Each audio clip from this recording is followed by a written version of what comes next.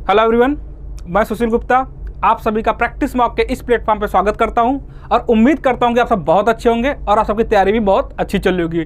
So guys, जैसा कि आप सभी को पता होगा कि हमने यूट्यूब पे एक PYQ सीरीज स्टार्ट की है, जेईई अभ्यास सीरीज के नाम से, जिसमें हम आपके जितने भी अपकमिंग जेईई एग्जाम है, चाहे वो SSC जेईई हो, चाहे वो RRB जेईई हो, चाहे वो झारखंड जेईई हो, इन सारे जेईई एग्जाम्स के प्रीवियस ईयर क्वेश्चन का डिस्कशन हम लोग यहाँ पे कर रहे हैं। ठीक है दोस्तों, तो अगर हम बात करें कि आज के क्वेश्चन की, हम चलते क्वेश्चन पे सीधे। ठीक है, ये तो हो गया कि क्वेश्चन पे चलते हैं। ठीक है, अच्छा, क्वेश्चन पे चलने से पहले मैं एक और बात बता दूं आपको कि सर अभी प्रैक्टिस वॉक पे एक सेलिब्रेशन इसका ऑफर चल रहा है। ठीक है, ऑफर क्या है सर, आप अभी जितने भी इंजीनियरिंग के एग्जाम्स है उस पर आप कोई भी टेस्ट सीरीज अगर परचेज करने जाओगे, ठीक है, आपको वहाँ पर 20% डिस्काउंट मिल जाएंगे। आप PM20 कोड यूज करिए और वहाँ पे आपको 20% डिस्काउंट किसी भी, चाहे वो कोई भी टेस्ट सीरीज हो, चाहे SSC जेईई का हो, चाहे वो DDA जेईई का हो, चाहे वो इसरो का हो, इन सारे टेस्ट सीरीज पे आप 20% डिस्काउंट अवेल कर सकते हो। और ये डिस्काउंट किस उपलक्ष्य में है, तो अभी मैं बता दूं आपको कि आपके जो प्रैक्टिस मॉक का प्लेटफॉर्म है, यहाँ पे टोटल 2 मिलियन यूजर्स रजिस्टर हो चुके हैं। ठीक है, तो इसी सेलिब्रेशन में प्रैक्टिस मॉक की टीम ने आपके लिए एक डिस्काउंट डिसाइड करा है, जिसको आप जाके उसका फायदा उठा सकते हो। ठीक है, तो दोस्तों अगर मैं बात करूं कि सर ये आज के क्वेश्चन का, तो आज का जो पहला क्वेश्चन है वो आपका सुपरपोजिशन थ्योरम पे आने वाला है। तो सर पहला क्वेश्चन क्या है, so for the validity of principle of superposition material should behave in which manner. ठीक है सर, बेसिकली देखो पहला क्वेश्चन है सुपरपोजिशन पे। ठीक है, कि सुपरपोजिशन किस केस में वैलिड है। तो अगर मैं बात करूँ सर सुपरपोजिशन थ्योरम क्या है, ठीक है, अगर मैं सुपरपोजिशन थ्योरम की बात करूँ तो देखना सुपरपोजिशन थ्योरम क्या है।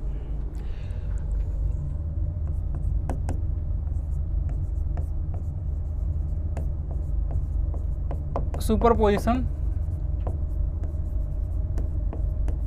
थ्योरम, ठीक है, इससे भी आपके एग्जाम्स में क्वेश्चन बन जाते हैं। एक दो थ्योरेटिकल क्वेश्चन बनते हैं, थ्योरेटिकली क्वेश्चन बनते हैं, इसमें एक दो क्वेश्चन होते हैं जो आपसे एग्जाम में पूछा जा सकता है। तो मैं जो सबसे बेसिक क्वेश्चन इसमें बताऊं कि पहला क्वेश्चन क्या है सर, पहले बता दो सुपरपोजिशन थ्योरम होता क्या है। तो देखना, जब आप किसी भी मटेरियल पे एक से ज़्यादा लोड अप्लाई कर रहे होगे, ठीक है, नंबर ऑफ लोड अगर किसी भी मटेरियल पे अप्लाई कर रहे हो, ठीक है, तो उसकी वजह से जो मटेरियल में स्ट्रेन निकल के आएगा उसको आप कैसे कैलकुलेट करोगे। तो आप एक काम करो कि अगर मटेरियल पे एक से ज़्यादा लोड लग रहा हो, तो आप एक काम करो कि उन सारे का इंडिविजुअल स्ट्रेन निकाल दो, उन सारे लोड की वजह से मटेरियल पे इंडिविजुअल स्ट्रेन निकाल दो और उस इंडिविजुअल स्ट्रेन का सम कर दो, और वही जो अलजेब्रिक सम निकल के आएगा उन सारे लोड की वजह से मटेरियल में स्ट्रेन निकल के आ जाएगा। अगर मैं बात बोलूँ कि अगर मैं एक एग्जाम्पल लेता हूँ कि एक ब्लॉक है आपके पास, ठीक है, आपके पास अगर एक ब्लॉक है, ठीक है, जिस पे लोड जो है एक से ज़्यादा लोड लग रहे हो, मान लो एक से ज़्यादा लोड लग रहे हो, ये कोई ब्लॉक है और इस पे जो लोड लग रहा है वो एक से ज़्यादा लोड लग रहा है, नंबर ऑफ लोड यहाँ पे लग रहे होंगे। मान लेते ये लोड P है, P1 है, ये लोड P2 है, यहाँ पे लोड P3 लग रहा है और ये लोड लग रहा है मान लो P4 लग रहा है। ठीक है, यहाँ पे एक ब्लॉक है और इस ब्लॉक में जो लोड लग रहा है वो एक से ज़्यादा लोड लग रहा है, नंबर ऑफ लोड्स लग रहा है। ठीक है, तो अगर मैं मान लेता हूँ कि ये जो पॉइंट है, अगर ये A है, B, C, D, और आपसे ये बोला जाए कि बता दो इन सारे लोड की वजह से, ये जो सारे लोड है इनकी वजह से जो कंबाइंड स्ट्रेन की वैल्यू निकल के आएगी, कंबाइंड स्ट्रेन की वैल्यू कितनी निकल के आएगी, आपको ये बताना है। ठीक है, तो आप क्या काम करोगे, आप एक काम करो, इन सारे लोड की वजह से मटेरियल में इंडिविजुअल स्ट्रेन बता दो उनको, और उस इंडिविजुअल स्ट्रेन का क्या कर दो, सम कर दो, और वही आपका क्या हो जाएगा, वो आपका हो जाएगा टोटल स्ट्रेन हो जाएगा इस मटेरियल का। तो यही आपका सुपरपोजिशन थ्योरम। ठीक है, यही क्या है, यही आपका सुपरपोजिशन थ्योरम है। ठीक है, तो अगर हम इस बात को बोले कि सर सुपरपोजिशन थ्योरम क्या है, तो when a number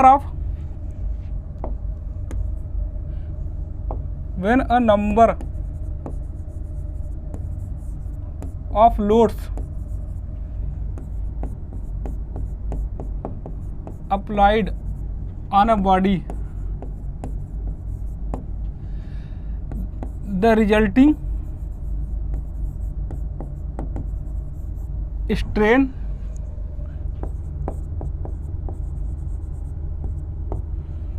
क्या बोल सकते हैं, according two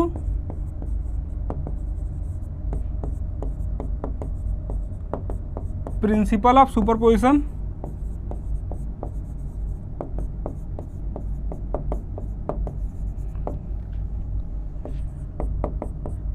will be equal to the क्या हो जाएगा, अलजेब्रिक सम हो जाएगा, अलजेब्रिक सम ऑफ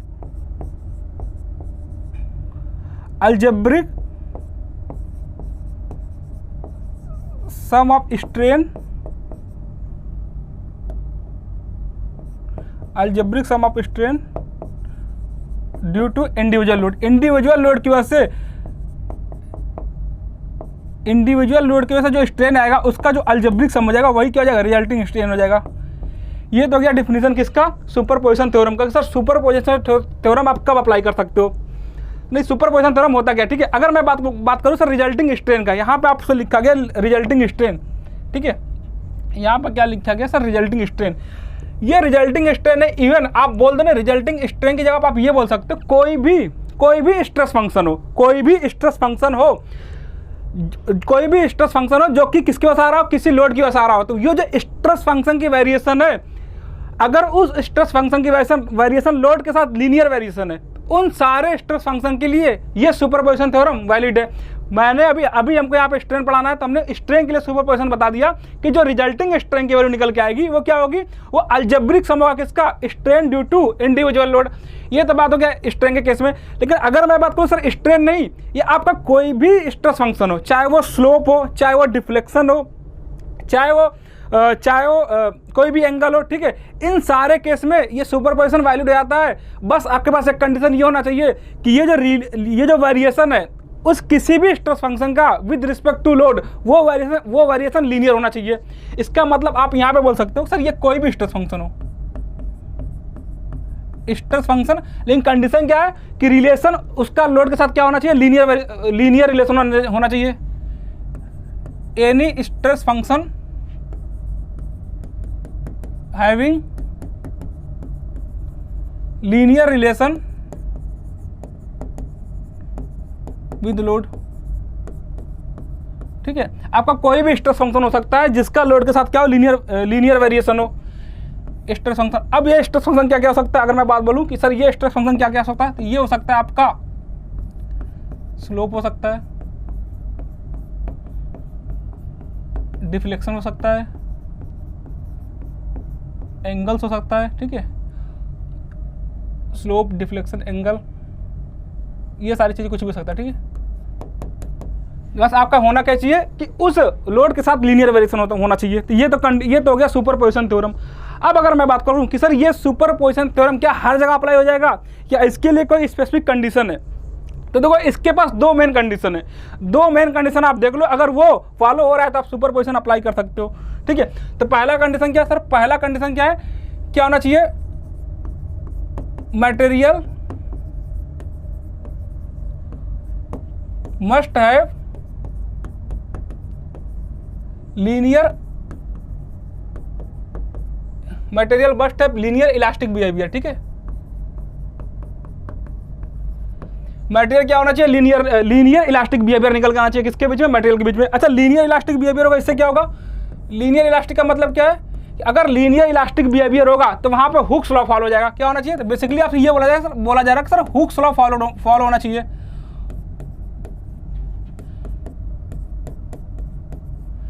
आपसे ये बोला गया कि सर हुक्स लॉ फॉलो होना चाहिए, ठीक है। और एक और बात बोल सकते हो सर, हुक्स लॉ फॉलो होना चाहिए और लीनियर इलास्टिक का क्या मतलब है। हमने माइल्ड स्टील के स्ट्रेस स्ट्रेन और में सीखा था कि लीनियर इलास्टिक होने का मतलब है कि स्ट्रेस क्या होना चाहिए, stress should be proportional to strain. Stress क्या होना चाहिए, स्ट्रेन के प्रोपोर्शनल निकल के आना चाहिए। आप ये भी बोल सकते हो कि deformation, load versus deformation, load versus deformation का जो रिलेशन होना चाहिए लीनियर होना चाहिए। लोड वर्सेस डिफॉर्मेशन है linear variation.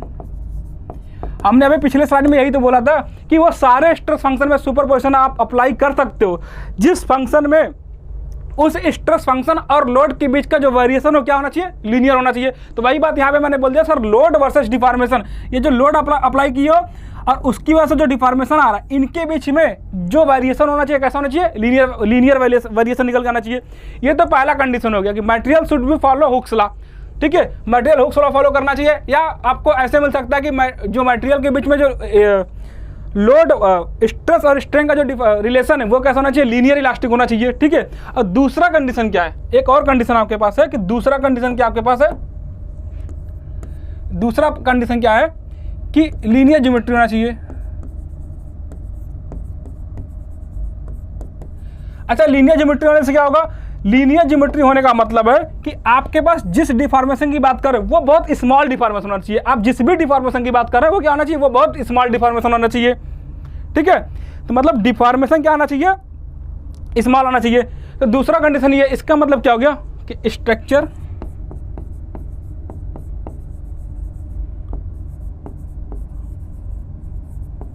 Undergoes small deformation. मतलब ये हो गया कि हम स्मॉल डिफॉर्मेशन, जो हमने स्ट्रेन की बात किया, ये जो स्ट्रेन आ रहा है वो due to the small deformation निकल के आना चाहिए। मतलब किसी लॉन्ग डिफॉर्मेशन में, अगर किसी लोड की वजह से मटेरियल में लॉन्ग डिफॉर्मेशन आ रहा है निकल के, लॉन्ग डिफॉर्मेशन के केस में हम सुपरपोजिशन नहीं अप्लाई करते हैं। बाकी अपने 100 में जितने भी हम चाहे वो डिफ्लेक्शन वाले पार्ट में स्लोप डिफ्लेक्शन निकाल रहे होते हैं, ठीक है, इन सारे जगह पे हम स्मॉल डिफॉर्मेशन, इवन 100 में हम स्मॉल डिफॉर्मेशन की बात ही करते हैं, रिजिड मूवमेंट की बात करते ही नहीं है। अगर मटेरियल के स्मॉल डिफॉर्मेशन की बात करें, इसका मतलब हो गया कि कौन सा मटेरियल है, वो मटेरियल क्या है, वो लीनियर ज्योमेट्री को फॉलो कर रहा है। और जहां पे लीनियर ज्योमेट्री होगा वहां पे सुपरपोजिशन आप अप्लाई कर सकते हो। तो आपके पास ये दो केस निकल के आते हैं, इन्हीं दो कंडीशन पे आप सुपरपोजिशन अप्लाई कर सकते हो, ठीक है। अब क्वेश्चन पे आते सीधे, देखो क्वेश्चन क्या था अपना, क्वेश्चन अपना ये था कि सर बता दो कि for the validity of principle of superposition material should have in which manner, material should behave in which manner, material किस मैनर में होना चाहिए, ठीक है। तो ऑप्शन चेक कर लो, linear elastic, non linear elastic, non linear in elastic और लीनियर इन इलास्टिक। तो पहले तो इन इलास्टिक में तो होगा ही नहीं, पहले तो इन इलास्टिक तो केस ऐसे ही गलत हो गया सर, इन इलास्टिक में तो नहीं होगा। और मटेरियल क्या होना चाहिए, लीनियर इलास्टिक होना चाहिए, इलास्टिक तो होना चाहिए, साथ साथ में लीनियर इलास्टिक होना चाहिए, ठीक है। केवल इलास्टिक बोलना सही नहीं है, क्या होना चाहिए, लीनियर इलास्टिक होना चाहिए। लीनियर इलास्टिक क्यों, कि जो स्ट्रेस और स्ट्रेन के बीच का जो रिलेशन है वो लीनियर निकल के आएगा, और लीनियर निकल के आएगा इसका मतलब क्या हो गया कि स्ट्रेस डायरेक्टली प्रोपोर्शनल क्या होगा, स्ट्रेन होगा। तो उसी केस में आप सुपरपोजिशन अप्लाई कर सकते हो। ये तो पहला क्वेश्चन हो गया। अब हम देखते हैं एक और क्वेश्चन सुपरपोजिशन पे जो पूछा गया एग्जाम में आपसे। एक और क्वेश्चन देखना, वो 1080 में एग्जाम में पूछा गया था। ये देखो जीपीएससी अभी 2019 में ये क्वेश्चन पूछा गया, सीधे कुछ नहीं किया गया, सुपरपोजिशन पे क्वेश्चन पूछ लिया गया कि आपके पास सुपरपोजिशन कब वैलिड है। इसी पे क्वेश्चन है, आपको दो कंडीशन बताया गया, आपको सुपरपोजिशन में दो ही कंडीशन बताया गया। पहला क्या कि वो हुक्स लॉ को फॉलो करना चाहिए। आप इस बात को कैसे भी रिप्रेजेंट कर सकते हो, आप ये बोल दो कि मटेरियल हैव स्ट्रेस और स्ट्रेन के बीच का जो बिहेवियर है वो लीनियर बिहेवियर होना चाहिए, या आप ये बोल दो कि लोड वर्सेस डिफ्लेक्शन का जो बिहेवियर है वो लीनियर होना चाहिए, या तो आप ये बोल दो कि मटेरियल क्या होना चाहिए, इलास्टिक, लीनियर इलास्टिक मटेरियल होना चाहिए। तो ये तीनों केस तो एक ही कंडीशन हो गया। और दूसरा कंडीशन क्या है कि लीनियर ज्योमेट्री होना चाहिए। तो आप उसी पे क्वेश्चन पूछा गया कि सर पहला पार्ट पढ़ लो, क्या है, the principal of superposition is not applicable when. मतलब ये पूछा जा रहा है कि आपका जो सुपरपोजिशन है ये किस केस में अप्लीकेबल नहीं है, ठीक है। तो पहला ऑप्शन क्या है, पहला पार्ट है कि the material does not obey Hooke's law. तो बिल्कुल गलत है, क्योंकि सुपरपोजिशन के लिए पहला कंडीशन यही है कि मटेरियल क्या होना चाहिए, हुक्स लॉ को फॉलो करना चाहिए। तो पहला तो ऐसे ही गलत हो गया।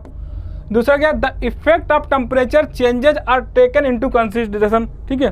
तो जहाँ पे टेम्परेचर चेंज की वजह से डिफॉर्मेशन आएगा वहाँ पे आप सुपरपोजिशन अप्लाई नहीं कर सकते हो, क्योंकि दो कंडीशन आपके पास है, लीनियर ज्योमेट्री होना चाहिए और टेम्परेचर चेंज के केस में आपका ज्योमेट्री लीनियर नहीं मिलेगा, लीनियर वेरिएशन नहीं मिलेगा, ठीक है। तो इसका मतलब ये भी गलत हो गया। तीसरा क्या है, the structure is being analysed for the effect of support settlement.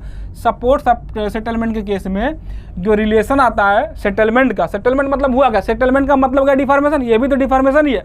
इसका लोड के साथ जो रिलेशन आता है वो लीनियर नहीं निकल के आता। आप देखोगे ना, आपने स्ट्रक्चर में पढ़ा होगा, due to the support settlement आपका जो लोड निकल के आता है किस लोड की वजह से आता है, 12EI delta upon L square की वजह से आता है। मतलब यहाँ पे लीनियर वेरिएशन नहीं है डेल्टा के साथ। इसका मतलब क्या हो गया, ये भी स्टेटमेंट गलत हो गया। तो अब आपका आंसर कौन सा सही हो गया, आप चेक करें। इसका मतलब केवल पहला ऑप्शन सही है, तो इसका आंसर क्या हो गया, 1 ओनली, ठीक है। आंसर इसका हो गया 1 ओनली। बहुत छोटा सा कॉन्सेप्ट है, बट इस पे एग्जाम्स में क्वेश्चन बनते हैं। बस दो टाइप के क्वेश्चन बन सकते हैं। पहला कि सुपरपोजिशन क्या होता है, किस केस में अप्लाई कर सकते हैं। दूसरा भी यही है कि 2-3 कंडीशन दे देगा, आप बता दोगे किस में आप सुपरपोजिशन फॉलो हो रहा है। ठीक है, ये तो क्वेश्चन हो गया आपका सुपरपोजिशन पे। अब हम अगला क्वेश्चन देखते हैं। ठीक है, अगला क्वेश्चन देखो क्या है।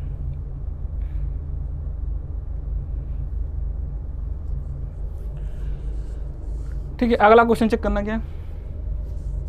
In case of stepped bar of a material subjected to an axial load the total elongation is proportional to. बहुत अच्छा क्वेश्चन है ये, बहुत ही अच्छा क्वेश्चन। आपसे ये पूछा गया कि आपका जो स्टेप बार के केस में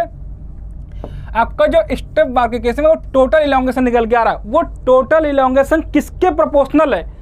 आपसे ये नहीं पूछा जा रहा है कि ये टोटल इलोंगेशन की वैल्यू कितना निकल के आएगा, ये नहीं पूछा जा रहा है। आपसे ये पूछा जा रहा है कि टोटल इलोंगेशन जो आप निकालोगे वो किसके प्रोपोर्शनल निकल के आएगा। ठीक है, अच्छा क्वेश्चन है, एक बार देखना इसको। ठीक है, अच्छा क्वेश्चन एक बार देखना। मैं बताऊँ, इस क्वेश्चन का डिस्कशन मैंने कल वाले क्लास में किया था। कल के क्लास में हमने डिफॉर्मेशन समझाया था बहुत अच्छे से, बहुत ढंग से मैंने 3 केस करवाया था। उसके आगे के केस मैं आज के क्लास में करवाऊंगा, बट उसके पहले एक बार मैं बता दूं कि आपके पास 3 केस कल क्या था।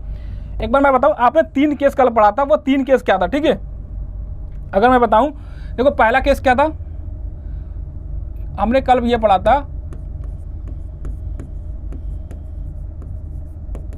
Deformation due to axial load के हमने डिफॉर्मेशन पढ़ा था। ठीक है, और हमने कल 3 केस कवर किया था। पहला केस 1 क्या था, आपका केस 1 क्या था कि आपके पास प्रिज्मेटिक बार था। कौन सा बार था, प्रिज्मेटिक बार था। ठीक है, और केस 2 क्या था, जिसपे आज का क्वेश्चन है, दूसरा क्या था, स्टेप बार था।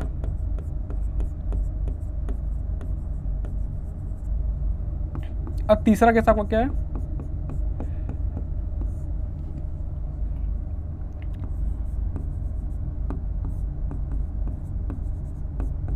यूनिफॉर्मली वायरिंग सेक्शन था। ठीक है, ये आपके मैं 3 केस में हमने कल डिफॉर्मेशन बताया था। एक बार आप जल्दी से इन तीनों का फॉर्मूला अगर नोट करो। इन तीनों के फॉर्मूले में क्या था, पहले में क्या था सर, डेल्टा एल जो निकल गया था वो कितना निकल गया था, वो निकल गया था PL/AE। ठीक है, अब स्टेप बार के केस में क्या होगा, स्टेप बार के केस में जो डेल्टा एल निकल के आएगा उसमें होगा क्या, अगर हम केवल एक लोड अप्लाई कर रहे होंगे, स्टेप बार तो होगा बट लोड हम केवल एक ही लोड अप्लाई कर रहे हैं, और वो जो स्टेप बार है वो सेम मटेरियल का बना है। इसका मतलब अगर हम केवल एक ही लोड अप्लाई कर रहे हैं तो वहाँ पे लोड कांस्टेंट हो जाएगा। और दूसरा केस क्या हो जाएगा, अगर हम सेम मटेरियल का, अगर वो सेम मटेरियल है तो सेम मटेरियल की वजह से उसका एंग मॉडुलस सेम हो जाएगा। इसके केस में क्या करेंगे सर, स्टेप बार में जो डिफॉर्मेशन या जो स्ट्रेन आप निकाल के लाते हो ना, वो किसके हेल्प से निकालते हो। अभी हमने बताया था पीछे क्या, सुपरपोजिशन थ्योरम से। तो हम ये क्या करते हैं कि जो डिफरेंट लोडिंग कंडीशन है, वो डिफरेंट लोड की वजह से डिफरेंट स्ट्रेन हम निकालते हैं हर एक पार्ट में, और उन सारे स्ट्रेन का हम क्या कर देते हैं, सम अप कर देते हैं। तो अलजेब्रिक सम जो होता है वही क्या होता है आपका, वही होता है टोटल रिजल्टिंग स्ट्रेन हो जाता है। ठीक है, तो यहाँ पे P और E कॉमन हो जाता है। वहाँ पे आप अगर देखोगे, मैंने कल के क्लास में ये चीज़ क्लियर किया था, अगर ये डिफरेंट लेंथ होगा सबका, सारे सेक्शन का लेंथ डिफरेंट होगा और क्रॉस सेक्शन डिफरेंट होगा, तो ये क्या हो जाएगा, L1/A1 plus L2/A2 plus L3/A3, और ये डॉट। ठीक है, ये स्टेप बार के केस में जाएगा। और तीसरा कंडीशन आपके पास क्या था, यूनिफॉर्मली वायरिंग केस। इसमें हमने 2 केस बताया था आपको। पहला क्या था, इसमें भी हमने आपको 2 केस बताया था सर। पहला क्या था, पहला था यूनिफॉर्मली ट्रैपरिंग सर्कुलर बार था, और दूसरा क्या था,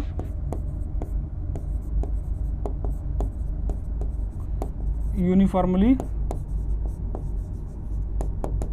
ट्रैपरिंग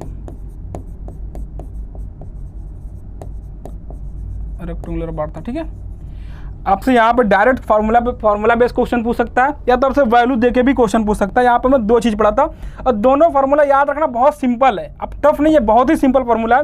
पहला क्या था सर, डेल्टा एल। करना क्या है, देखो करना क्या है, अगर ये यूनिफॉर्मली टैपरिंग सर्कुलर बार नहीं होता, अगर यूनिफॉर्म डायमीटर का सर्कुलर बार होता, उस केस में क्या होता, तब हम अपना ये पहला फार्मूला यूज करते, PL/A यूज करते, और उस केस में ए की वैल्यू कितना निकल गया था, उस केस में ए की वैल्यू निकल गया था π/4 इंटू डी स्क्वायर। ठीक है, अगर यूनिफॉर्म डायमीटर का क्रॉस सेक्शन होता, अगर यूनिफॉर्म क्रॉस सेक्शन का बार होता तो उस केस में ए लिखते π/4 इंटू डी स्क्वायर। इस केस में हम फार्मूला कुछ नया नहीं याद रखेंगे, बस ये याद रखेंगे जो ए था, जो एरिया था पहले केस में, उस एरिया को हम रिप्रेजेंट करेंगे किससे, π/4 d1 इंटू d2 से, किससे, π/4 इंटू d1। तो PL/A का जब लिखेंगे इतना π/4 d1 d2 इंटू ई, और यहाँ से आपका ये निकल के आ जाता कितना, 4 PL/π d1 और d2। ठीक है, आपसे एग्जाम में डायरेक्ट फार्मूला पूछेगा। और एक तीसरा केस है, ये आपसे एग्जाम में अभी तक बहुत कम पूछा गया है, बट अब ये बहुत बार पूछा जा चुका है। अब नंबर है इस फार्मूले का, आपसे ये पूछ सकता है, और इसको भी हम सिंपल याद रखेंगे। देखो हम हमेशा क्या करेंगे कि सर आपको पहले से क्या चीज़ें पता है, आपको पहले से क्या पता है, उसी से हम रिलेट करवा के चीज़ें याद रख सकते हैं। ठीक है, कोई नया फार्मूला याद करने से अच्छा है कि सर आपको पहले से क्या याद है उसको ध्यान कर लो, और दूसरा काम करो कि उसमें उसी को मॉडिफाई कर लें, उसी को रिलेट करके हम नया फार्मूला बना लें। ठीक है, तो अब हम क्या करेंगे, डेल्टा एल इस केस में, फिर वापस हम PL/A के पास जाएंगे। देखो चेंज क्या हो रहा है, P तो सेम है, L सेम है, E सेम है, इसका मतलब ये हो गया कि PLE यहाँ पे सेम आएगा। चेंज तो हो रहा है, अगर क्या है यूनिफॉर्मली टेपरिंग रेक्टेंगुलर बार है, तो बस चेंज क्या हो रहा है, उसका विड्थ ही तो चेंज हो रहा है, मटेरियल का केवल सेक्शन का केवल विड्थ तो चेंज हो रहा है। इससे एक बात तो क्लियर है कि सर PL और E तो सेम होगा अपने, तो पहले PLE लिख लेते हैं। सर P लिख लो यहाँ पे, L लिख लो यहाँ पे, E लिख लो। ठीक है, इसका मतलब ये होगा सर PL और E सेम होगा, तो आप एक काम करो, जो चीज़ें सेम उसको पहले लिख लो। तो PL और E हम लिख लेते हैं।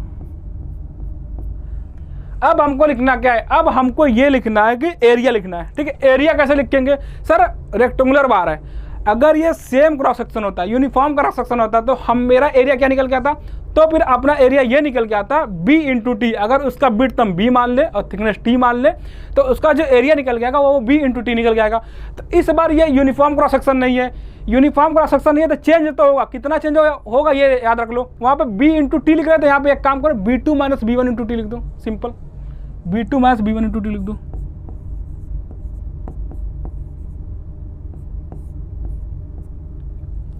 ठीक है, देखो B2 minus B1 into T, आप एरिया लिख चुके हो।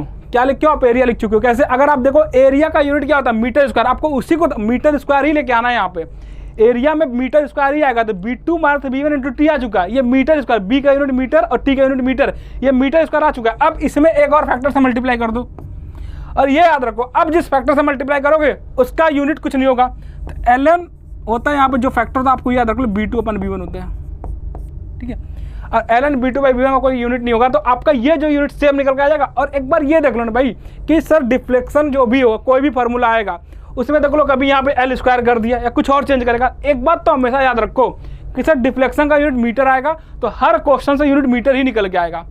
ठीक है, तो आपके पास देखो ये सारे फार्मूला हमने कल पिछले क्लास में हम लोग डिस्कस कर चुके थे। ठीक है, ये सारे फार्मूला हम लोग पिछले क्लास में डिस्कस कर चुके थे।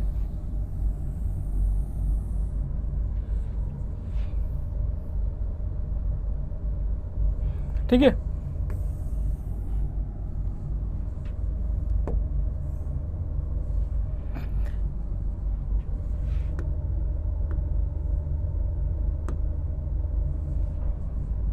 ये तो हो गया दूसरा केस।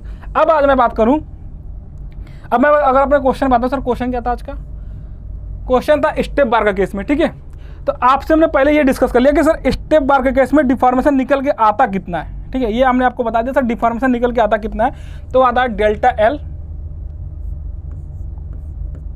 इक्वल टू P/E, ये कॉमन रहता है, into L1/A1 plus L2/A2 plus L3/A3। ठीक है, अब ये फार्मूला सबको पता होता है, ये फार्मूला पता होते हुए भी लोग इस क्वेश्चन को गलत कर देते हैं। गलत कैसे कर देते हैं, आपसे सर ये पूछा जा रहा है डेल्टा L किसके प्रोपोर्शनल है, डेल्टा L किसके प्रोपोर्शनल है, तो आप देखोगे सर डेल्टा L में तो ये P/E भी आ रहा है, पहला ऑप्शन में ही P/E है। आपसे ये पूछा जा रहा है डेल्टा L किसके प्रोपोर्शनल है, और डेल्टा L के फार्मूले में P/E सबसे पहले आता है, और P/E यहाँ पे आपका पहला ऑप्शन है। तो आप ये सोचोगे सर ये P बाई ई के प्रोपोर्शनल है, तो सर ये P बाई ई के प्रोपोर्शनल नहीं है, ये P बाई ई के प्रोपोर्शनल नहीं है। क्यों नहीं, अब हम ये समझेंगे। ये P बाई ई के प्रोपोर्शनल, ये चीज़ गलत है, ये चीज़ गलत है। क्यों गलत है पहले ये समझ लो। सर फार्मूले में तो P बाई ई है, कायदे से देखा जाए तो डेल्टा एल प्रोपोर्शनल होना चाहिए किसके, P बाई ई के, बट ये गलत है। गलत क्यों है, अब एक बार बाकी सारे ऑप्शन पे हम नजर डालते हैं, ठीक है। एक बार सारे ऑप्शन के देखो। सर दूसरा ऑप्शन क्या है, L1 plus L2 dot dot dot Ln, ठीक है, ये भी नहीं है। तीसरा ऑप्शन क्या है sir, L upon A1 plus L upon A2 dot dot dot L upon AN।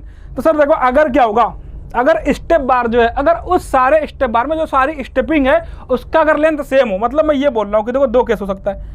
अगर मैं स्टेप बार का मतलब क्या समझते हो पहले ये देख लो। स्टेप बार का मतलब आप समझते क्या हो, सबसे पहले हम इसकी बात कर ले। सर स्टेप बार का मतलब आप क्या समझते हो,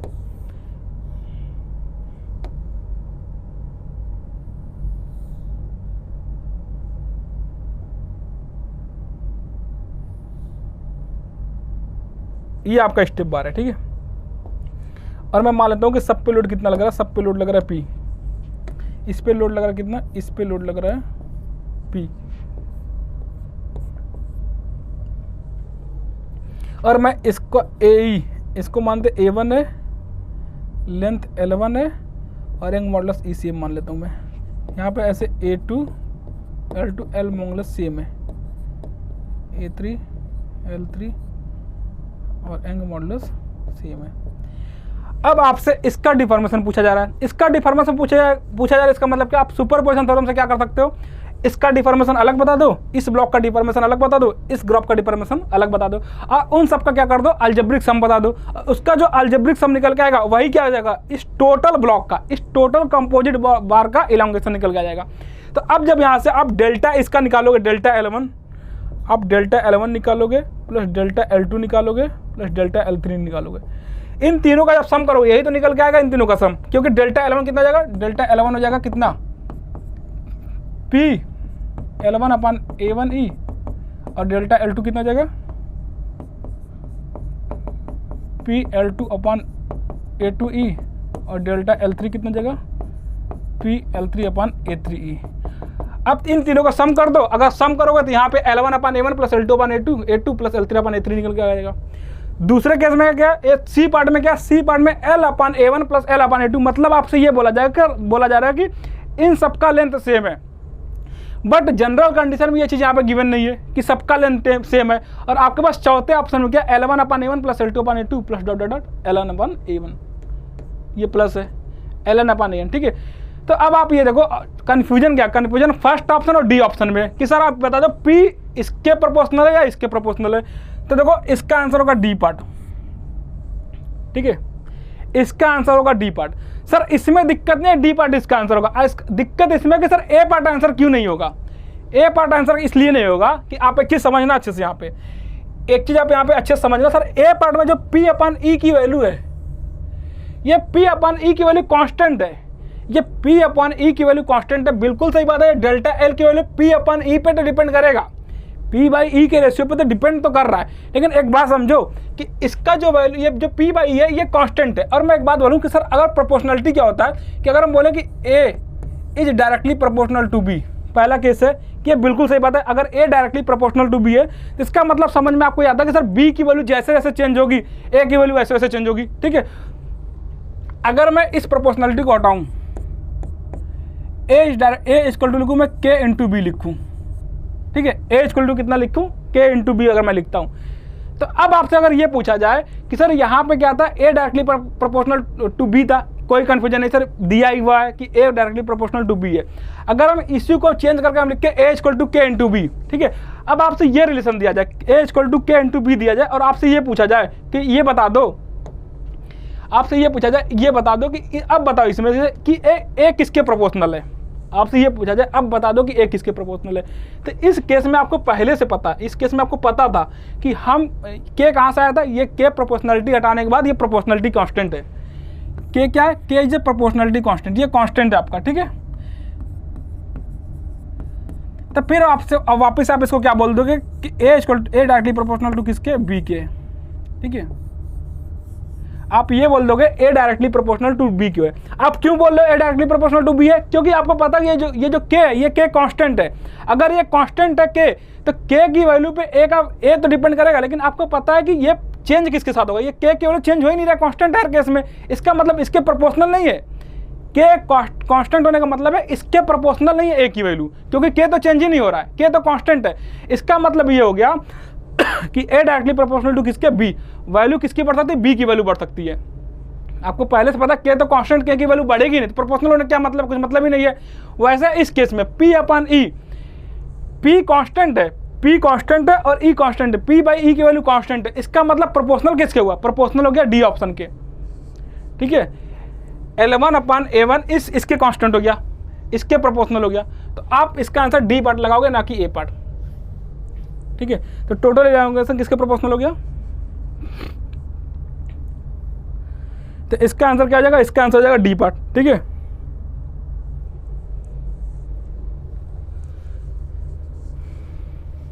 अब अगला क्वेश्चन देखना।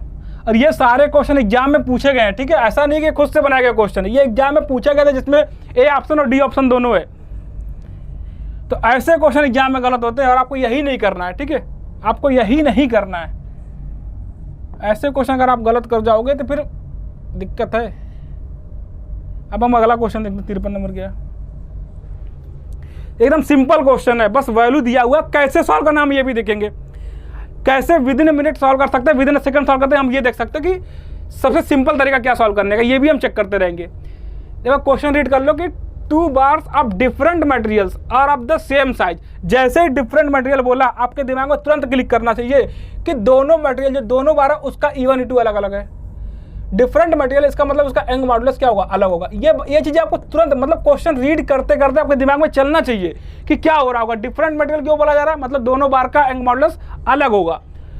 तो 2 बार्स ऑफ डिफरेंट मटेरियल्स और of the same size and subjected to the same tensile forces. ठीक है, यहाँ तक तो ठीक है। If the bars have unit elongation in the ratio of 4/7, आपसे क्या दिया गया, आपसे इलोंगेशन दिया गया और इलोंगेशन का रेशियो दिया गया कितना, 4/7। Then the ratio of modulus of elasticity of the 2 material. आपसे क्या पूछा जा रहा है कि सर दोनों मटेरियल का यंग मॉडुलस का रेशियो बता दो। तो सर सिंपल सी बात है, कुछ नहीं है। आपको सिंपल सी बात पता है कि सर डेल्टा एल होता कितना है, PL/AE। ठीक है, सिंपल सा बात है, डेल्टा एल होता कितना, PL/AE। देखो सॉल्व कैसे करेंगे, हमको ये पता है P सेम है और सेम साइज दिया हुआ है और सब्जेक्टेड टू सेम लोड दिया हुआ है। इसका मतलब सेम लोड दिया, P सेम है, साइज सेम है, इसका मतलब L सेम है, A सेम है। ठीक है, सेम लोड लग रहा है, इसका मतलब P सेम है। सेम साइज दिया हुआ है, इसका मतलब ए एरिया और लेंथ सेम है। तो ये वेरी कैसे करेगा, डेल्टा एल किस पर डिपेंड किया, केवल delta L inversely proportional to हो गया किसके, 1/E के। और जब डेल्टा एल इनवर्सली प्रोपोर्शनल हो गया 1/E के, तो अब आप डायरेक्ट रेशियो बता सकते हो। रेशियो कैसे बताओगे, then the ratio of modulus of elasticity of 2 materials. इन दोनों मटेरियल का आपको रेशियो बताना, किसका, ई का रेशियो बताना है। इसका मतलब अगर ई प्रोपोर्शनल हो जाएगा किसके, ई प्रोपोर्शनल हो जाएगा 1/डेल्टा एल के। भाई सिंपल सी बात है, अगर delta L inversely proportional to E है, इस बात को आप उल्टा बोल दो कि ई इनवर्सली प्रोपोर्शनल टू होगा किसके, डेल्टा एल के। अब आप बता दो सर, रेशियो पूछा गया E1/E2 कितना होगा। आपसे E1/E2 का रेशियो पूछा गया है, तो आप एक काम कर दो, E1/E2 का जो रेशियो होगा वो डेल्टा L2/डेल्टा L1 होगा। डिफॉर्मेशन के रेशियो का क्या होगा, जस्ट उल्टा होगा, इनवर्स होगा। तो यहाँ से एक बात ये समझ में आएगा, डेल्टा L2/L1 कितना हो जाएगा। अगर ये डेल्टा L1/डेल्टा L2 का रेशियो 4/7 है, इसका मतलब कितना हो जाएगा, 7/4। ठीक है, अब बात समझो, यहाँ पे ये क्वेश्चन सॉल्व करना ही नहीं है। इस क्वेश्चन को आप सॉल्व करना नहीं है। इस क्वेश्चन को आप डायरेक्ट कैसे करोगे, आपके दिमाग में ये पता होना चाहिए सर आपसे किसका इलोंगेशन दिया हुआ है और किसका रेशियो पूछा जा रहा है, मॉडुलस ऑफ इलास्टिसिटी का रेशियो पूछा जा रहा है। आप सिंपल फार्मूला क्या पता आपको फार्मूला पता है, delta L equal to PL/AE। यहाँ से ये बात समझ में आ गई, अगर P सेम है और साइज सेम है, साइज सेम होने का क्या मतलब है, उसका लेंथ और एरिया सेम होगा। तो हम सीधा दिमाग में लेके चलेंगे, इसका जो रेशियो आएगा वो किसके इनवर्सली प्रोपोर्शनल होगा, ई के प्रोपोर्शनल होगा, इनवर्सली प्रोपोर्शनल होगा। तो इसका जस्ट रिवर्स रेशियो निकल के आएगा। तो अगर इलोंगेशन का रेशियो 4/7 है, तो मॉडुलस ऑफ इलास्टिसिटी का रेशियो क्या होगा, 7/4 होगा। इसका आंसर क्या हो जाएगा? अब 7/4 तो कोई आंसर में नहीं है, आंसर नहीं है तो डी पार्ट हो गया इसका आंसर। ठीक है, इसका आंसर क्या हो जाएगा? 7/4 होगा। इसको सॉल्व नहीं करेंगे, सीधे देखो दिमाग में कि इनवर्स रिलेशन है। इनवर्स रिलेशन का क्या मतलब है कि रेशियो जस्ट उल्टा होगा, और रेशियो जब जस्ट उल्टा होगा तो 4/7 होगा, तो बट ऑब्वियस 7/4 होना चाहिए। तो इसका आंसर मारेंगे सीधे डी पार्ट। अब नेक्स्ट क्वेश्चन देखना, ठीक है। A uniform bar of length L, cross sectional area A and material density कितना है? Rho, is suspended vertically from one end, axial deformation of the bar will be. Okay, क्या पूछा गया है आपसे? ये दिया गया कि एक बार है, उसका लेंथ आपको गिवन है, ठीक है, क्रॉस सेक्शन एरिया गिवन है और मटेरियल की डेंसिटी गिवन है। Suspended vertically from one end, axial deformation of the बार, आपसे बार का एक्सियल डिफॉर्मेशन पूछ रहा है। अच्छा, एक्सियल डिफॉर्मेशन पूछ रहा है आपसे, इतना चीजें मेंशन है, ठीक है, और वर्टिकली सस्पेंडेड है, ठीक है, कोई लोड नहीं लग रहा। इसका मतलब आपको खुद समझना पड़ेगा। दो सवाल में क्या है कि इस क्वेश्चन में कहीं भी ये नहीं दिया गया कि बार पे कोई लोड अप्लाई है, ठीक है। अब बार क्या वर्टिकली हैंग कर रहा होगा, ये मान लो कोई बार है, ये वर्टिकली हैंग कर रहा है और यहाँ पे कोई लोड अप्लाई नहीं किया गया, और आपसे ये पूछा जा रहा है कि इस बार का डिफॉर्मेशन कितना होगा, ठीक है। इसका क्या दिया हुआ है? इसका मटेरियल का डेंसिटी गिवन है, ठीक है, और लेंथ गिवन है, इसका क्रॉस सेक्शन एरिया गिवन है, और आपसे सीधा पूछा जा रहा है इस बार को वर्टिकली हम हैंग कर रहे हैं, तो इसका डिफॉर्मेशन, इसका वर्टिकल डिफॉर्मेशन बता दो कितना होगा। तो ये चीज़ आपको अपने आप समझना पड़ेगा कि अगर यहाँ पे कोई लोड अप्लाई नहीं हो रहा है, इसका मतलब, और ये वर्टिकली हैंग है, इसका मतलब आपसे क्या पूछा जा रहा है? Deformation due to self weight पूछा जा रहा है। सेल्फ वेट की वजह से इस मटेरियल में कितना डिफॉर्मेशन होगा ये पूछा जा रहा है। अगर आपसे ये मेंशन नहीं है, फिर भी आपको ये बात समझना पड़ेगा कि यहाँ पे जो डिफॉर्मेशन बताना है, एक्सियल डिफॉर्मेशन, ये ड्यू टू सेल्फ वेट बताना है। ड्यू टू सेल्फ वेट बताना है। ड्यू टू सेल्फ वेट क्यों बताना है? क्योंकि ये क्या है? वर्टिकली हैंगिंग बार है, ठीक है, वर्टिकली हैंगिंग बार है, तो डिफॉर्मेशन तो निकल के आएगा, और कोई लोड नहीं अप्लाई है। इसका मतलब डिफॉर्मेशन केवल किसकी वजह से बताना है? हमको सेल्फ लोड की वजह से बताना है, ठीक है। तो आप एक बार में देख लो सेल्फ लोड की वजह से क्या डिफॉर्मेशन आता है। सेल्फ लोड का डिफॉर्मेशन के बाद देख लो क्या होगा, ठीक है।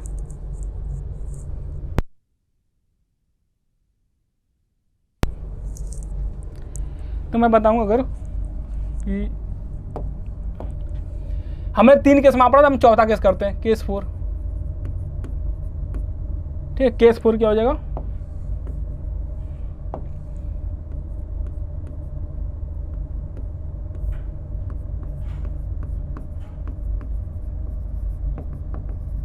डिफॉर्मेशन ड्यू टू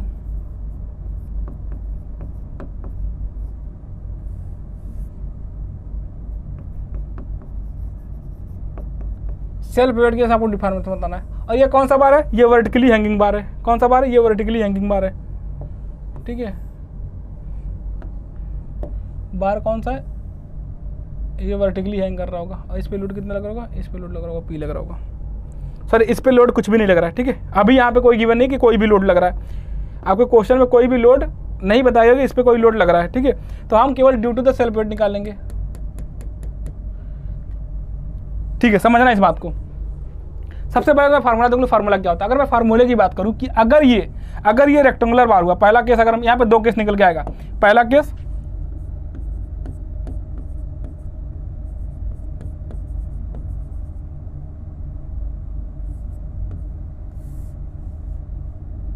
क्या हो जाएगा?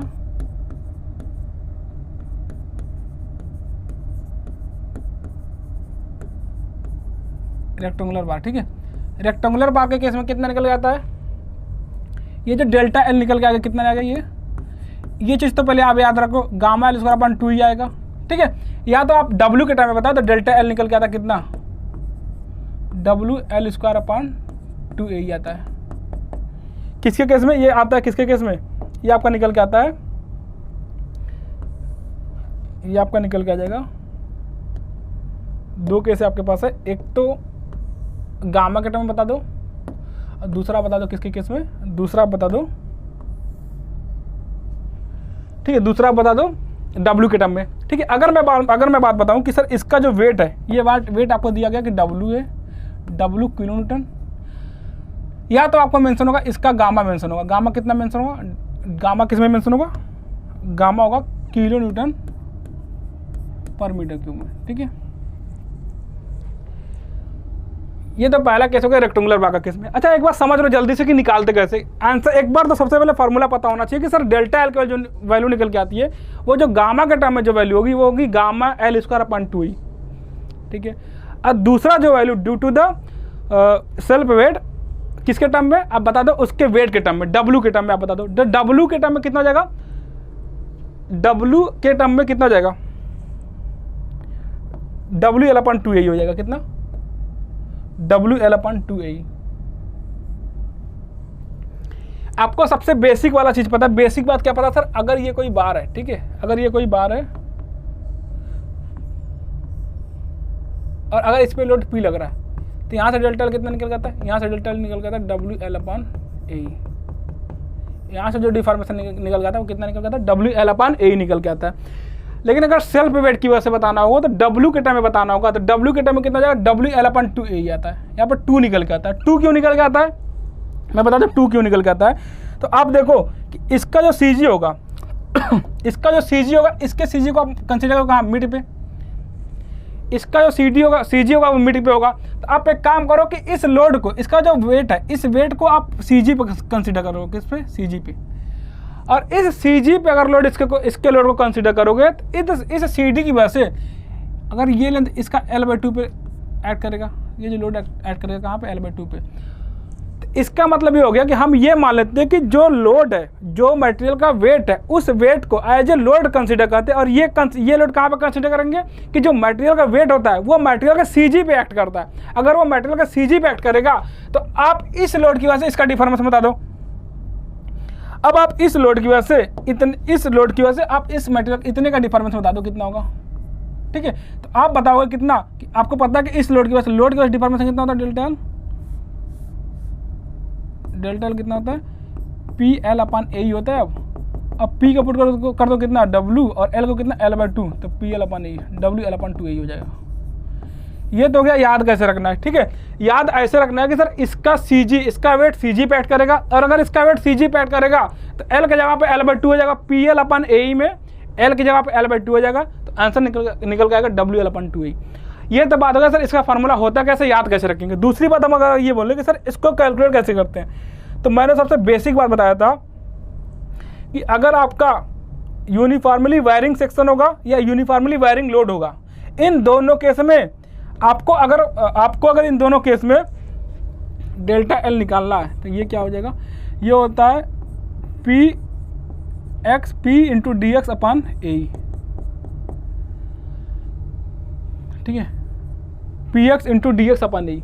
आप वायरिंग लोड बता दो, ठीक है, वायरिंग लोड बता दो, उस लोड की वजह से इसका डिफॉर्मेशन निकाल दो और उसका इंटीग्रेशन कर दो। इसमें हम क्या करेंगे, सबसे पहले एक स्ट्रिप लेंगे। एक बार ये देख लो, इसको एग्जाम के पॉइंट ऑफ व्यू से इंपॉर्टेंट नहीं लगा, लेकिन आपको एक बार समझ में आना चाहिए आया कहाँ से। तो इसको हम कैसे करते हैं, इसको करने के लिए हम क्या करेंगे, इसके लिए इस बात को समझो कि हमको क्या करना होगा, ठीक है। मैं एक स्ट्रिप कट करूंगा, कहाँ से, इस बॉटम से x डिस्टेंस पे जाओ, एक dx लेंथ की स्ट्रिप कट कर दो, एक dx लेंथ की स्ट्रिप कट कर दो, और इस स्ट्रिप का डिफॉर्मेशन बता दो, इस स्ट्रिप का deformation due to this weight, ठीक है। अब यहाँ पे इस स्ट्रिप पे कितना लोड लग रहा होगा, ये लोड लग रहा होगा, ठीक है। इस लोड की वजह से इस स्ट्रिप पे डिफॉर्मेशन बता दो। अगर आप ये बता पाओगे फिर उसका इंटीग्रेशन कर दो, कहाँ से, 0 से लेके L इक्वल टू 0 से लेके L इक्वल टू L तक, ठीक है। वहां से आप क्या बता पाओगे, टोटल डिफॉर्मेशन निकल के आएगा। आप एक बार इस स्ट्रिप में, इस स्ट्रिप पर नीचे जितना लोड है, उस जितना वेट है, उस वेट की वजह से इस स्ट्रिप का बता दो क्या, डिफॉर्मेशन, और उसके बाद क्या करो, उसको इंटीग्रेट कर दो L इक्वल टू 0 से लेके L इक्वल टू L तक। आपको क्या बता देगा, टोटल डिफॉर्मेशन निकल के आ जाएगा। अब अगर आपको एक बात पता होगा कि सर गामा कितना होता है, गामा क्या होता है, अगर आपको गामा बताना है, ठीक है, सुनो, गामा छोड़ो, आपको ये बताना पी बताना, ठीक है, पी बताना, तो पी इक्वल टू कितना हो जाएगा, गामा इंटू वी होता है। पी एस कितना होता है, गामा इंटू वी होता है, ठीक है। और गामा वी को कितना लिख सकते हो, वी को लिख सकते हो कितना, ए इंटू एक्स लिख सकते हो। क्या होता है, ये स्पेसिफिक वेट होता है। इस गामा क्या होता है, स्पेसिफिक वेट होता है, वेट पर यूनिट वॉल्यूम होता है। गामा किसी भी मटेरियल, गामा क्या मतलब है, किसी भी मटेरियल का गामा का मतलब है कि मटेरियल का स्पेसिफिक वेट गिवन है। गामा का मतलब होता है कि ये स्पेसिफिक वेट है। और स्पेसिफिक वेट क्या होता है किसी मटेरियल का, weight per unit volume. Weight per unit volume को क्या बोलते हैं, स्पेसिफिक वेट बोलते हैं। इसका मतलब अगर आपको मटेरियल का गामा पता हो, स्पेसिफिक वेट बताओ, आपको लोड बताना है, तो गामा क्या होता है, गामा होता है वेट पर यूनिट वॉल्यूम। ठीक है, गामा अगर होता है कि वेट पर यूनिट वॉल्यूम होता है, इसका मतलब अगर आपसे लोड पूछा जाए तो गामा इंटू वी कर दोगे। और ये गामा इंटू वी, वी कौन सा, तो यहाँ पे जो लोड लग रहा है इस टोटल वेट जो आपने स्ट्रिप कट करा है, उस स्ट्रिप के नीचे जो टोटल लेंथ बच रहा है मटेरियल का, उस लेंथ का जो वेट निकल गया उसी वही वेट तो इस पर लग रहा होगा इस स्ट्रिप पे। इस स्ट्रिप पे टोटल कितना लोड लग रहा है, ये लोड, इस इतने वेट का, इतने मटेरियल का वेट की वजह से जो लोड आ रहा है वही लोड इस पे लग रहा है। तो पी एक्स कितना हो जाएगा, गामा इंटू वी, और वी कितना होगा, ए इंटू एक्स होगा। ये ए इसका एरिया हो गया और एक्स आपका ये हो गया, ये जो लेंथ एक्स है। ठीक है, जो इस स्ट्रिप के नीचे आपने कंसीडर करा है, तो इसका मतलब होगा कितना, पी एक्स कितना हो जाएगा, गामा इंटू एक्स हो गया। तो अब एक काम करेंगे, गामा इंटू एक्स। ठीक है, अगर आपको ये पता गया पी एक्स कितना, गामा इंटू एक्स, अब यहाँ पे पुट कर दूँ पी एक्स की वैल्यू, पी एक्स कितना हो जाएगा, gamma into A into X into D X upon A cancel होगा, ठीक, कितना हो जाएगा, गामा अपन ई कॉमन हो जाएगा, ये बच जाएगा एक्स इंटू डी एक्स, और इसको डिफ्रेंशिएट कर दो 0 से L तक। अगर 0 से L तक डिफ्रेंशिएट करोगे क्या होगा, गामा एल स्क्वायर अपन 2ई, यह आ जाता है डेल्टा एल। ठीक है, तो ये सब बात समझ में आएगा सर, ये डेल्टा एल निकलता कहाँ से, ये चीज़ आप अच्छे से देख सकते हो कि डेल्टा एल कहाँ से निकलता है। कुछ नहीं करना है, पी एक्स डी एक्स अपन यही होता है। ठीक है, जनरल कंडीशन। अब यहाँ पे हम पी एक्स रख देंगे, पी एक्स कितना रखेंगे, गामा इंटू वैल्यूम, वैल्यूम कितना रखेंगे, ए इंटू एक्स। एक्स क्यों, कि जहाँ पर हमने स्ट्रिप कट करा उसके नीचे टोटल कितना वेट है, तो ए इंटू एक्स हो जाएगा, D X upon A cancel होगा और ये निकल आ जाएगा। अच्छा, यहाँ से एक बात और क्लियर होता है कि इस फार्मूले में आप देखोगे, इस फार्मूले में कहीं पे भी डेल्टा एल डिपेंड नहीं कर रहा, किस पे, मटेरियल के क्रॉस सेक्शन पे। इसका मतलब ये हो गया delta L does not depend on the cross section of बार। ठीक, ये बार के क्रॉस सेक्शन पे डिपेंड नहीं कर रहा है। इसका मतलब अगर आपसे क्वेश्चन ये बने कि कोई भी मटेरियल, कोई भी एक बार है जो वर्टिकली हैंगिंग है, ठीक है, अगर हम उसके क्रॉस सेक्शन को डबल कर दिए, अगर हम उसके क्रॉस सेक्शन को क्या कर दिए, डबल कर दिए, तो आप ये बताओ कि उन दोनों के डिफ्लेक्शन का रेशियो क्या निकल के आएगा। आपसे अगर क्वेश्चन में ये पूछा जाए कि एक रेक्टेंगुलर बार है जो वर्टिकली हैंगिंग है, ठीक है, और वहां पे आपको ये बताना है कि सर दूसरा कैसे दिया जा रहा है कि उस बार का हम क्या कर दिए, उस बार का एरिया हम डबल कर दिए, उस बार का हम एरिया डबल कर दिए। अब आप ये बता दो कि ये दोनों केस में जो दोनों केस में डिफॉर्मेशन निकल के आएगा उसका रेशियो क्या निकल के आएगा। तो अगर आपको पता है कि ये चीज़, कि ये फार्मूले में डेल्टा एल कहीं पे भी ए पे डिपेंड नहीं करता है, अगर ए पे डिपेंड नहीं करेगा, इसका मतलब क्या है, इसका मतलब ये हो गया कि जो डेल्टा एल अगर ए पे डिपेंड नहीं करेगा तो हमेशा रेशियो क्या निकल के आएगा, 1 निकल के आएगा। ठीक है, रेशियो हमेशा 1 निकल के आएगा। अच्छा, आप इस फार्मूले पे आओ, सर इस फार्मूले में तो डेल्टा एल ए पे डिपेंड करता है, इस फार्मूले में जो डेल्टा एल है ये तो ए पे डिपेंड करता है। सर गलत बात है। गलत बात क्यों है कि W जो मटेरियल का वेट है, ये मटेरियल का वेट कांस्टेंट नहीं है। मटेरियल का वेट किस पे डिपेंड करता है, ये मटेरियल का वेट जो W होता है ये कितना होता है, आपके पास एब्सोल्यूट प्रॉपर्टी की एब्सोल्यूट प्रॉपर्टी आपके पास गामा है। ठीक है, W क्या है, W तो लिख सकते हो गामा इंटू वी, जिसमें गामा क्या, गामा कभी भी चेंज नहीं होगा, गामा चेंज नहीं होगा, गामा कांस्टेंट है। और ए का कितना हो जाएगा, ए हो जाएगा कितना, गामा इंटू ए एल। समझ में आया, गामा क्या है, गामा मटेरियल का एब्सोल्यूट प्रॉपर्टी है। इसका क्या मतलब होगा, मटेरियल का एब्सोल्यूट प्रॉपर्टी है, मतलब ये गामा चेंज नहीं होगा, गामा इस मटेरियल का कांस्टेंट है। अब इतना बड़ा मटेरियल है एल लेंथ का, तो भी इसका गामा सेम है। अगर ये एल की जगह 2L लेंथ का मटेरियल होता तो भी इसका गामा सेम होता, गामा सेम है, W सेम नहीं है, क्योंकि W क्या होता है, W होता है gamma into A, gamma into V, और गामा इंटू वी का क्या मतलब है, gamma into A into L, मतलब W किस पर डिपेंड कर रहा है, W किस पे डिपेंड कर रहा है, मटेरियल के क्रॉस सेक्शन पे डिपेंड कर रहा है, और ये ए कैंसिल होता है, फिर यहाँ से जो डेल्टा एल निकल के आता है वो गामा एल स्क्वायर अपॉन 2 ही निकल के आता है। इसका मतलब जो डेल्टा एल है वो मटेरियल के क्रॉस सेक्शन पे डिपेंड नहीं करेगा। ये बात समझ में आया? ये तो पहला केस हो गया। अब दूसरी बात अगर मैं यहीं पे अगर यहीं से एक और बात मैं समझाऊँ, ये तो हो गया सर गामा की बात, ठीक है, डेल्टा एल की बात। अगर मैं सेम क्वेश्चन में, अगर इसी सेम क्वेश्चन में आपसे इसी केस में आपसे ये पूछा जाए सर ये तो हो गया किसका, डिफॉर्मेशन की बात, आप स्ट्रेन एनर्जी की बात समझा दो कि सर स्ट्रेन एनर्जी कितना निकल के आएगा। तो जैसे हमने स्ट्रिप यहाँ पे काटा था कितना, डेल्टा एल कितना लिखा था, px dx अपॉन ए। उसी तरीके से आपको पता है कि जो स्ट्रेन एनर्जी निकल के आएगी रेक्टेंगुलर बार केस में, ये आपको कितना पता है, ये पता है कि px square dx upon 2a ही निकल के आता है। हमने अभी px पीछे लिखा था, px कितना लिखा था हमने पीछे, px हमने लिखा था कितना, px हमने लिखा था यहाँ पे px equal to gamma into A X bar, ठीक है, px कितना लिखा था, gamma into A x.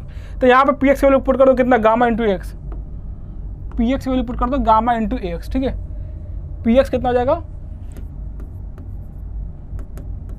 Gamma into A X, put कर दो gamma into X, gamma into A into X का स्क्वायर कर दो इंटू डी एक्स कर दो इंटू 2a कर दो, ठीक है। अब क्या हो जाएगा, gamma square A square X square upon 2a dx, ठीक है। कॉमन क्या हो रहा है, गामा स्क्वायर कॉमन जाएगा, ए से कैंसिल होगा तो a बच जाएगा केवल, x रहने दो अपॉन 2e, ठीक है। और यहाँ पे कितना हो जाएगा, x square into D x, ये और 0 से l तक डिफ्रेंशिएट कर इंटीग्रेट कर दो, तो gamma square A upon 2e into X cube 3, यहाँ से क्या निकल गया, यहाँ से निकल गया गामा स्क्वायर ए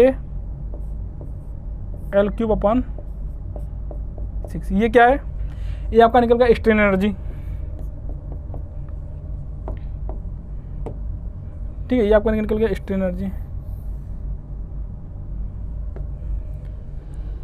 एक ही जगह पे समझो सारी बातें कि सर सेल्फ वेट की वजह से रेक्टेंगुलर बार के केस में डिफॉर्मेशन कितना निकल के आता है, तो निकल के आता है कितना, अगर मैं गामा के टर्म में बात करूं तो गामा एल स्क्वायर अपॉन 2 ही समझ में आता है। अगर मैं वेट की बात करूं तो कितना जाएगा, gamma square gamma W square L upon कितना, डब्ल्यू एल अपॉन 2a हो जाएगा कितना, डब्ल्यू एल अपॉन 2a। अगर वेट के टर्म में बात करें तो डब्ल्यू एल अपॉन 2a, ठीक है। अगर मैं वेट की बात करूं तो W L upon 2a,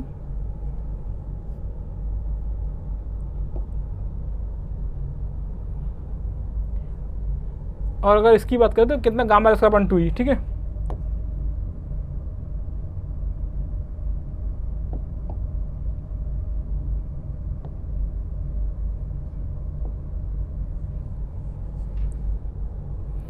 gamma L upon 2e, ठीक है।